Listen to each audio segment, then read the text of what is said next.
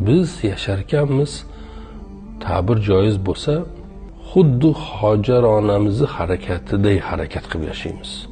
Hojar onamiz nima qildi? Imkonsiz suv yo'q bo'lgan bir joydan suv qidirdi. Aslida yo'q, cho'lda bo'lmaydi, lekin uni u yerdan qidirdi. Bordi, ko'rdi bir tog'da suv yo'q, keldi bu toqqa suv yo'q, yana unisiga bordi, suv yo'q, yana bunisiga keldi, suv yo'q. Yo'qligini bila turib umid qildi topishga va bu harakatlari natijasi ular Alloh azza va jalla uni suv bilan u yerda mukofotladi. Bu harakatlari evaziga Alloh azza va jalla unga o'sha yerning o'zidan nima berdi? Suv berdi. Aslida eng yaxshi motivatsiya manbalari payg'ambarlarning hayotlari. Boshqa joydan motivatsiya bizda yashashga undaydigan bir narsa qidirishimiz shart emas. U yerdan qidirsak ko'p narsa topamiz.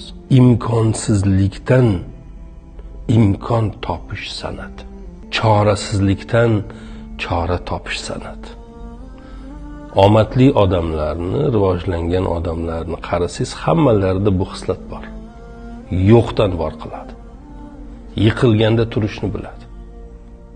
Chorasizlikdan chora topadi, o'sha singan joyidan ko'karadi.